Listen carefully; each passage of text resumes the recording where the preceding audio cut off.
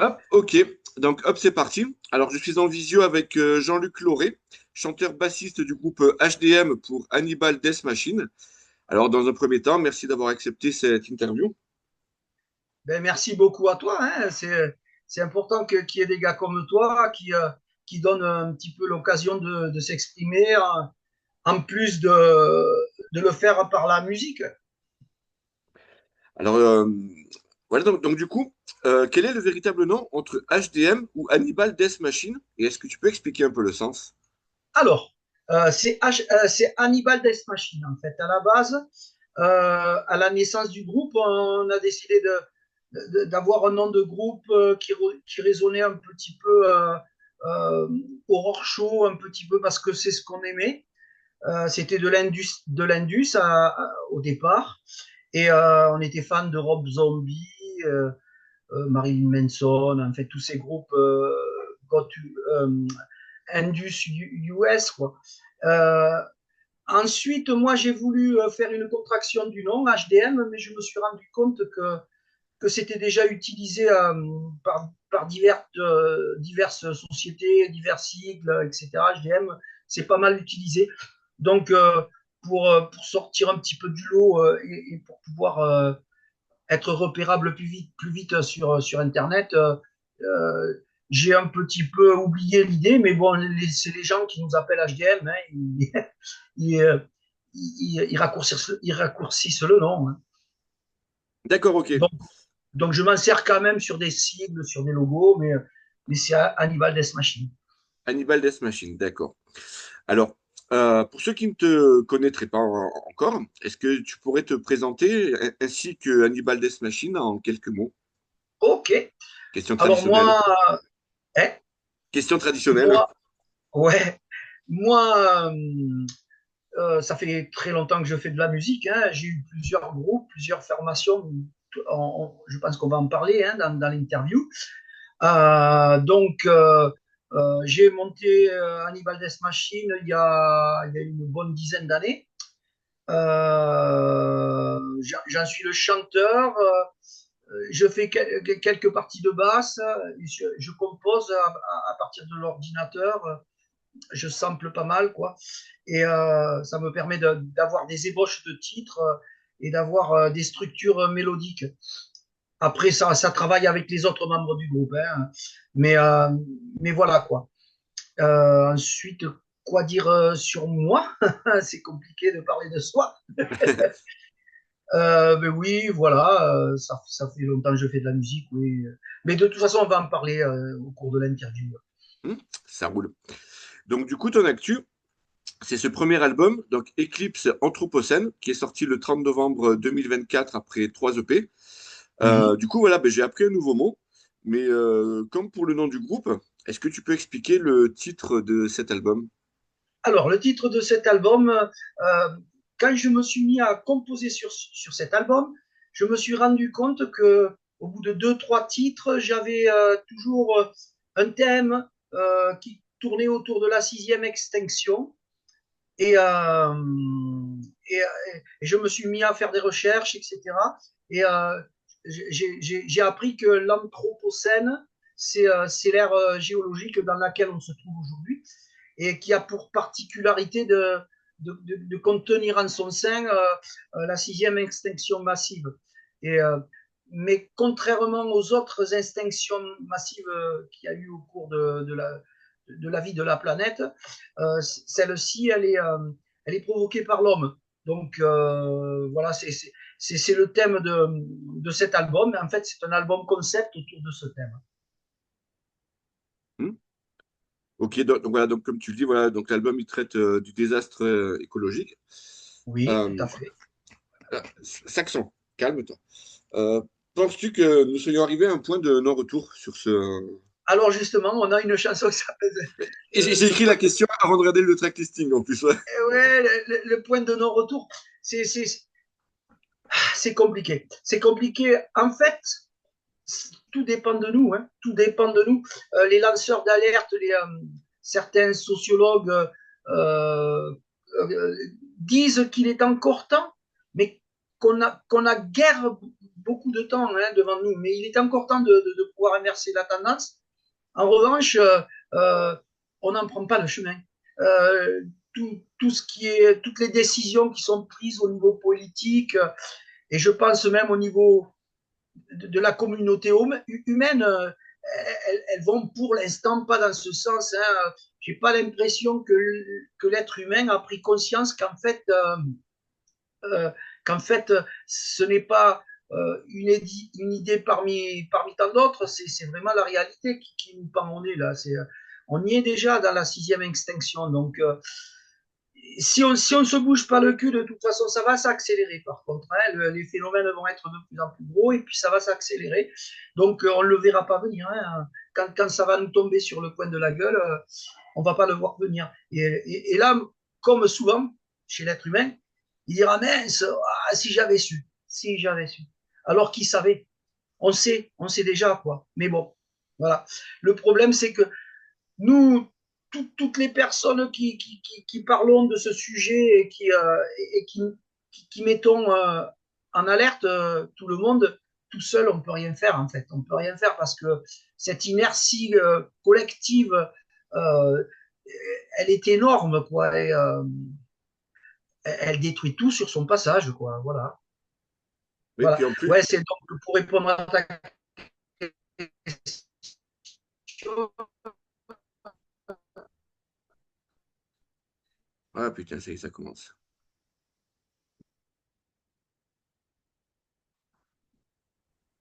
Ah, arrêt sur image. Ouais, là, je t'entends. Tu me vois, tu m'entends? Ah, merde. Ouais,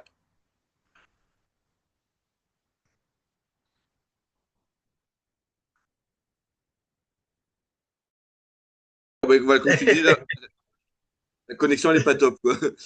Ouais, pas de souci, t'inquiète.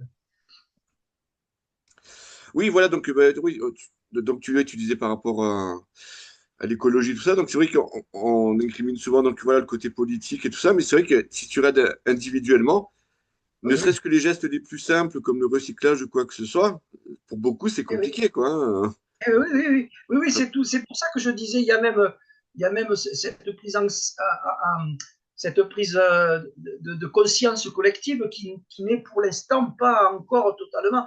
En fait, les gens qui réfléchissons dans ce sens, on n'est pas légion encore. Hein.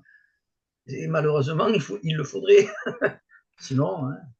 Ouais, ouais, ouais, c'est clair. Sinon, bye bye. Hein. Mais de toute façon, est-ce qu'on n'est pas le virus? Hein. Donc, comme tout corps, tout corps vivant, il se nettoie de ses virus. Hein. Et donc, la planète est vivante. Peut-être qu'elle est en train de se nettoyer de son virus. Et voilà. Hein.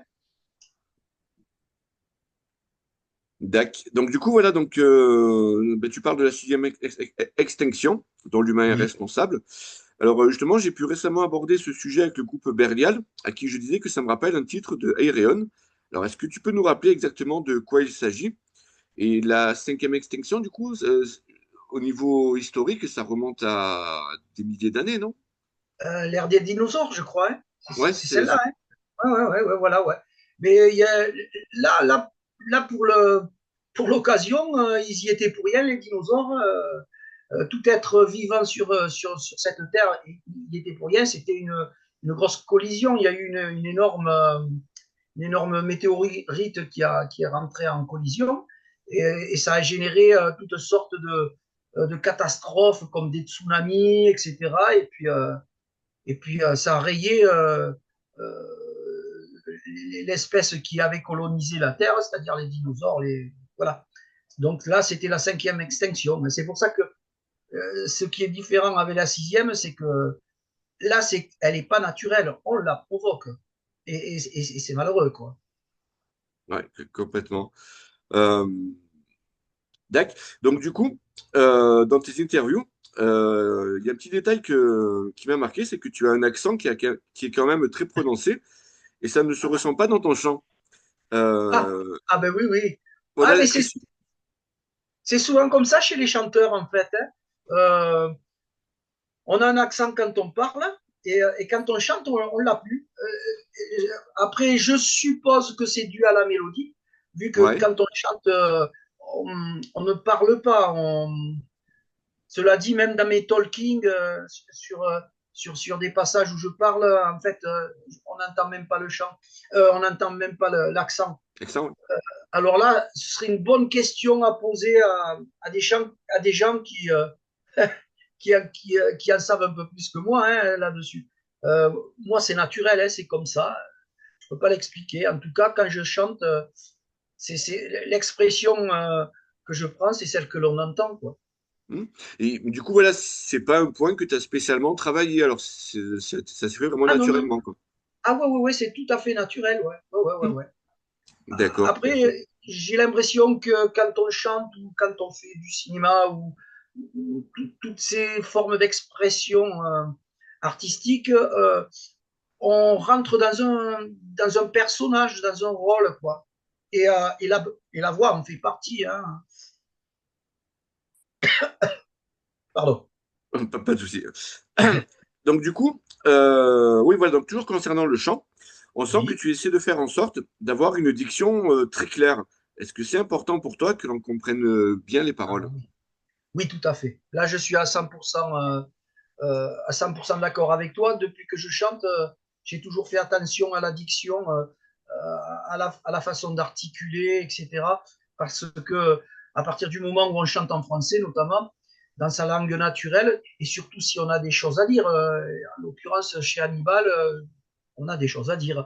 Donc, l'intérêt quand même, c'est que les gens ils comprennent. Après, j'ai rien contre les gens qui traitent la voix comme un instrument hein, et, euh, et qui sont beaucoup plus dans l'expression harmonique, etc., plutôt que les textes. Hein. C'est chacun voit midi à sa porte. Hein. Donc, moi, il est clair que avec les textes que l'on a, il est important qu'on les comprenne. Ok. Donc, alors voilà, donc je connaissais pas Hannibal Death Machine avant la préparation de cette interview. Et du coup, lorsque je découvre un groupe, j'essaie de me fixer un petit peu des repères. Donc, à Oui. l'écoute de Eclipse Anthropocène, les noms qui me sont venus en tête, ça serait le Voivode de période Eric Forest ou le Oax de 1994. Est-ce que tu approuves ces références ou pas du tout? Alors, alors là, je suis sur le cul. Tu es le premier. Non, non, mais moi j'adore. Hein. J'adore que les gens sortent des références qui me dépassent à moi. Quoi. Parce que ça veut dire tout simplement que finalement, il y a un côté, comment dire, quand on compose, il y a un côté qui nous échappe après. Ça appartient aux gens. Et, euh, et, euh, et ce qu'ils en disent, euh, m'interpelle tout le temps, du moment qu'on ne nous dit pas que c'est des chants du Troisième Reich, bon, ça me va, il n'y a pas de problème. Et justement, mais c'est super intéressant parce que la plupart du temps, on, on, nous dit, à cause du chant en français, on nous parle de l'Ofofora, on nous parle de groupes comme ça, quoi, Sidi Larsen, etc. Mais, euh, mais des groupes comme Voivode qui sont un peu plus ambiancés, c'est la première fois. Après, il est vrai que cet album, il est plus ambiancé que ce qu'on faisait avant. Hein. Hmm. Ok. Donc, le premier single de l'album, Mon Cadavre, donc il date de 2020. Et Oui. perso, voilà, je le trouve un petit peu moins intéressant que les autres titres, hein. Et même au niveau des lyrics, il semble un petit peu en dehors du concept. Est-ce que tu penses que ce soit le plus représentatif? Et est-ce que la Non, version de 2020, c'est la même que l'on retrouve sur l'album? mais tu as entièrement raison, effectivement. Non, non, mais c'est clair, mais bien vu, il n'y a pas de souci. En fait, oui, Mon Cadavre, c'est un titre qu'on avait composé avec l'ancien line-up et qu'on avait enregistré et comme on ne court pas sur l'or, euh, ça nous permettait d'avoir un titre de plus sur l'album, et c'est en fait c'est un bonus tract. Il fait pas du tout partie du concept de l'album, d'ailleurs au niveau des textes, ça n'a rien à voir. Et, et le truc c'est qu'on l'avait enregistré et qu'on s'est dit c'est dommage de ne pas le mettre sur l'album parce que ça nous aurait fait un titre de moins. Après, c'est toujours pareil. Pour des groupes comme nous, qui avons très peu de moyens et qui faisons tout en DI, euh, le moindre jour de studio, c'est cher, quoi. Et Ouais. comme on veut faire ça bien avec un, un, bon prod, ça nous coûte, quoi. Donc, on avait ce titre, donc on ne s'est pas privé, on l'a mis. Mais effectivement, tu as bien raison, il est pas dans le thème de l'album, c'est clair. D'accord. Et du coup, alors, donc, c'est quel line-up qu'il y a sur ce morceau-là? Parce que j'ai vu qu'il y a eu beaucoup de musiciens qui sont passés dans le groupe, hein. Et ouais, ouais, malheureusement, c'est pas facile d'avoir une formation stable. Euh, mais les musiciens qui étaient à l'époque, il y avait un bassiste qui s'appelait Sylvain, qui avait des dreadlocks très longues. Il y avait un batteur qui s'appelait Christophe, un guitariste qui s'appelait Corentin. Enfin, moi, je dis toujours Coco, mais c'était Corentin. D'accord. Et puis moi, au chant, quoi. Voilà. D'accord. Et ça fait 3 ans maintenant qu'on n'est plus ensemble, quoi. Hmm. D'accord. Mais du coup, voilà, c'est ça. Le truc, en fait, c'est, vu qu'il est un petit peu hors contexte et qu'il date un peu, pourquoi est-ce que vous l'avez sorti en premier clip, premier single de Ah, l'album? alors, eh oui, mais parce que justement, ce clip, il est sorti à cette époque-là. Il n'est pas sorti maintenant, mon cadavre. Ok, autant Il pour est moi. sorti en 2020, je crois, un truc comme ça, il est sorti là, hein. Et D'accord. à l'époque, on n'avait pas la matière pour faire plus, donc on avait enregistré ce titre et, on l'avait clippé. Donc, il tourne sur YouTube depuis tout ce temps, quoi. Ok. Donc voilà, donc on en parlait un petit peu. Au niveau du line-up, donc ça a été totalement remanié donc apparemment en 2022, puisque outre Oui, le chant, tu assures désormais la basse et l'on retrouve Marco Rave à la guitare et Jacques oui. Wise à la Wise, batterie. ouais. Wise, Oh, d'accord. Est-ce que tu peux nous expliquer ces changements et nous présenter le nouveau line-up? ok, alors c'est très simple, vu que avec l'ancien line-up, on avait arrêté. Euh, Moi, à une, à une période, ça a duré que 15 jours, hein, mais j'ai eu des gros doutes si j'allais continuer la musique. Et donc, Hannibal a laissé cesser peut-être. Donc, dans ces 15 jours-là, je me suis complètement aéré la tête. Moi, je n'avais plus du tout de projet musical et tout. Et il se trouve que le fait d'avoir fait ça, au bout de 15 jours, c'était insupportable. J'avais trop envie de continuer, quoi. Et je me suis remis à composer à ce moment-là, mais j'avais pas de musicien, hein. J'avais, j'avais tout arrêté, quoi. Donc, je me suis remis à composer au bout de 15 jours. Et donc, j'ai compris que j'avais besoin de continuer. J'ai compris que c'était pas possible d'arrêter, quoi. Donc, je me suis remis à chercher des musiciens. Et le premier qui a répondu aux petites annonces, ça a été Marco Rêve. Il est sur Toulouse, il est guitariste, il a eu plusieurs formations avant. Et ensuite, j'ai appelé un batteur de session parce que j'avais envie de stabilité. J'avais envie comme on travaille quand même maintenant en échange de fichiers, etc., je voulais que ce soit quelqu'un de fiable, quoi. Donc, quoi de mieux que de prendre un batteur de session. Donc, toujours pareil, on paye. Mais bon, on est sûr du résultat. Après, je le connaissais bien, Jacques, hein. C'est un batteur que je connaissais bien. Je connaissais son style, je connaissais son jeu. Je savais qu'il ferait l'affaire en termes d'esthétique, hein, dans Hannibal, hein. Donc, nous voilà avec Jacques, nous voilà avec Marco, on se dit on cherche un bassiste, etc. Et puis moi, je continue à faire de la basse, à composer. Donc, on s'est dit, dans un premier temps, on s'est dit, tant qu'il n'y a pas de date, je fais la basse. Et j'ai composé tout l'album à la basse. Voilà.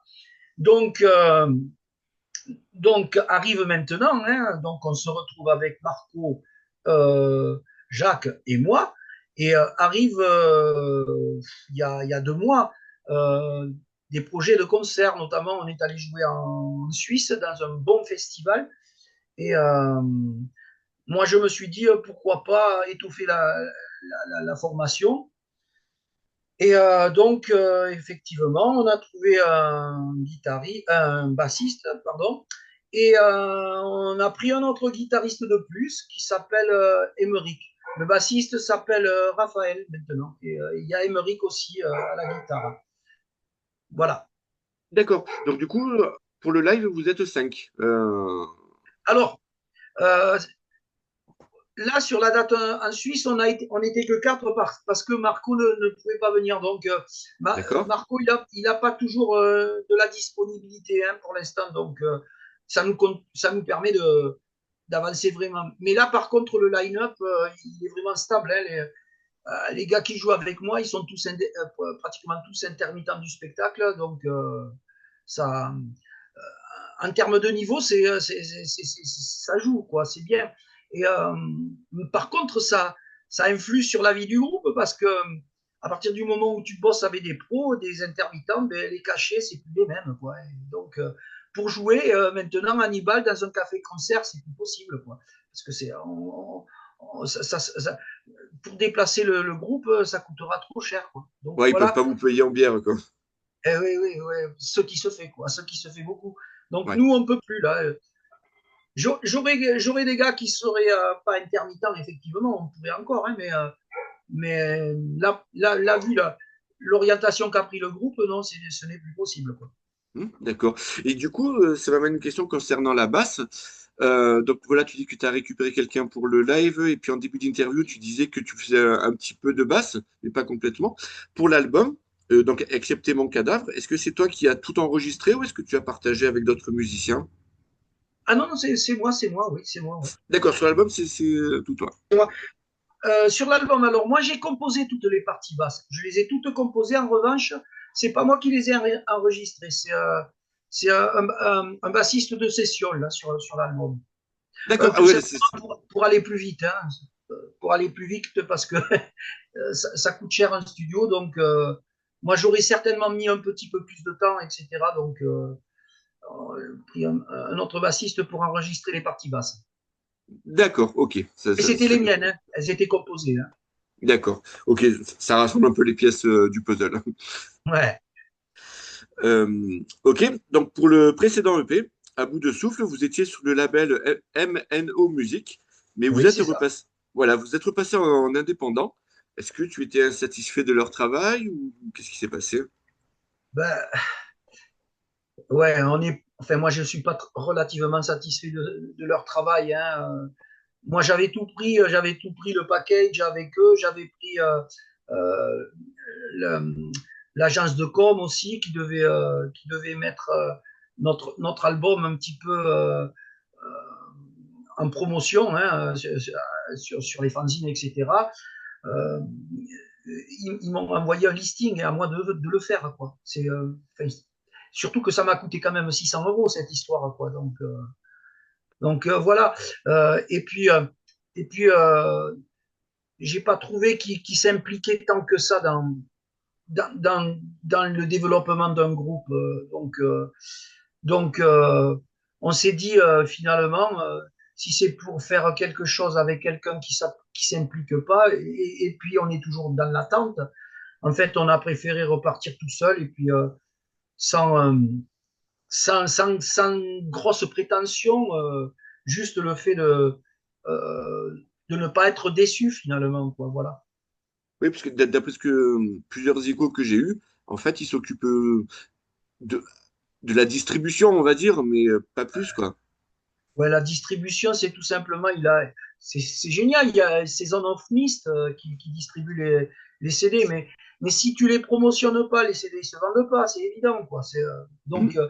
il- on fait partie sur à bout de souffle, on fait partie du catalogue Season of Mist en distribution, mais c'est inconnu au bataillon, personne ne le sait, quoi. Voilà. Mhm. Donc, ce travail-là, ça incombe à un label quand même, quoi. Parce que lui, il nous signe, mais il fait rien, quoi. Donc, nous, on se paye la production, on se paye tout, on se paye le pressage de disques, on se paye tout. Et, et si c'est pour signer chez quelqu'un qui fait rien, autant tout faire pour soi-même, et puis au moins, on sait le peu qu'on fera, mais au moins, on le fera, quoi. Oui, oui, oui, c'est cohérent. Donc du coup, j'aimerais aussi que tu parles du travail superbe qu'elle a fait Claudine de Ligne 777 sur la jaquette. Alors Eh voilà, oui, je suis en contact assez régulier avec elle. Elle me disait que c'est tout fait main avec feutre et aquarelle. Est-ce que eh tu oui. peux nous en toucher un mot? Ouais, c'est fabuleux. À l'heure de l'IA, des moyens avec logiciel, avec tablette, palette, etc. Elle fait tout à la main. Et, euh, et moi, je trouve que ça donne un charme au résultat. C'est fantastique. En plus, elle a une façon de bosser très synthétique, quoi. Elle va très vite, quoi. Et je ne recherchais pas obligatoirement d'aller vite, mais elle m'a scotché, quoi. J'avais un petit scénar sur, le, sur la cover, j'avais l'idée de base, je lui ai dit en 4 mots, le lendemain, elle me faisait déjà une ébauche, quoi. C'est euh, c'est magnifique de bosser avec elle. Moi, je sais que tous les groupes qui ont envie d'avoir une belle cover humaine, bosser avec elle, quoi, hein, parce que c'est génial, quoi. Hein. C'est Ouais, génial, franchement. Hein. ouais, puis en plus, ses dessins, c'est très détaillé, c'est Oh, très oh là. représentatif de ce qu'elle fait, tout ça. Enfin, Ah c'est, ouais. Mais je lui avais proposé parce que j'étais tombé sur un petit peu ses dessins et tout ça, et j'adore, quoi, j'adore. Donc, c'était c'était presque une évidence, quoi. ouais, puis d'ailleurs, ben voilà, ben pour ceux qui s'intéressent, c'est qu'elle est souvent sur les stands du côté de l'Ardèche, de Bena, tout ça. Je sais Ouais, que sur le fest, sur le Metalloid Fest, elle y est souvent. Puis oui, voilà quoi, donc oui, oui. petit passage promo, quoi. Oui, oui, oui. Ok, donc on arrive à la fin de cette première session. Je te propose qu'on fasse une petite coupure Ça marche. et je te renvoie un lien donc d'ici à peu près 5 minutes, quoi. Ça marche. Ça roule. Allez, à de suite. À de suite, ouais. Putain, c'était chiant que vous ne laissiez pas plus.